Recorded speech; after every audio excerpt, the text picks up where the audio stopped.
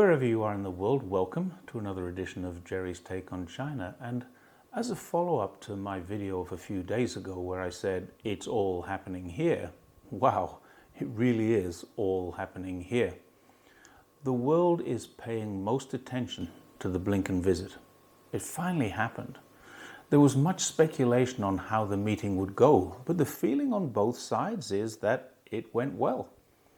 The US team would have spent the afternoon tense and apprehensive, and then started to whoop and holler as it was announced just after 4 p.m. that Blinken would get to meet Xi Jinping after all. Expectations were low on both sides, but from low expectations came a great result.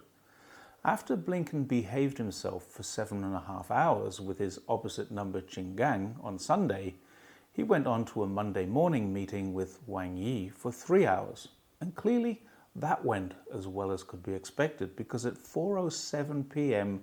came the announcement that President Xi would meet with him at 4:30 p.m. Chinese media blames this difficult situation leading up to the talks on USA's unilateral and erratic policies and actions, and they cite fentanyl, unreasonable sanctions, and suppression of trade as being stumbling blocks. China's message, however, is consistent. China is committed to a stable, predictable, and constructive relationship with the USA.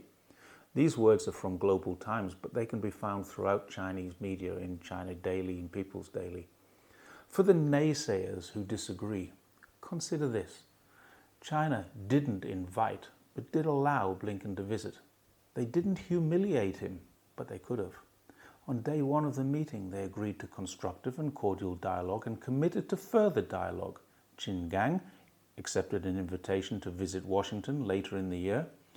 And on day two of Blinken's visit, he met with Politburo member and Director of Foreign Affairs Wang Yi, and then in the afternoon, he hit the jackpot with a handshake from the president.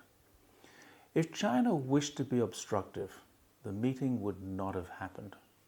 Had China wanted to appear constructive whilst acting obstructively, the meeting results would have been very different.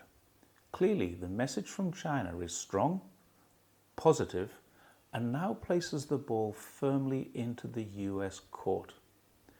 There had been much speculation about whether or not Blinken might meet Wang Yi.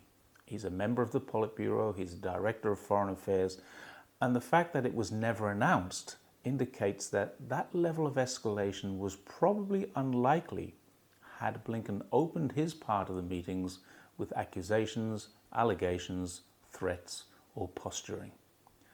That a meeting with Wang Yi occurred at all was an indication that China is serious, but a meeting with Xi too indicates even more strongly that China judged Blinken was more serious than in the past, and that he performed in a more diplomatic and reasonable manner. It's likely that these two meetings were predicated on whether Blinken behaved within diplomatic norms or not. It seems he did, and he was rewarded for doing so. Where we are right now is at a crossroads. There are two countries vying for dominance in the world. One has a history of war, one has a history of peace. The country with the history of war has ships and planes off the coast of the other and is accusing the other, the peaceful nation, of aggression. Dialogue between these two countries is essential. The direction of the next few days and weeks following this meeting will decide if the world moves forward in peace or backwards into war. As I see it, China didn't invite Blinken, he was allowed to come. They listened to what he had to say. They've made the first conciliatory step back from the brink, and it's really up to Blinken and Biden where the next step goes. Let's all hope it goes in the right direction.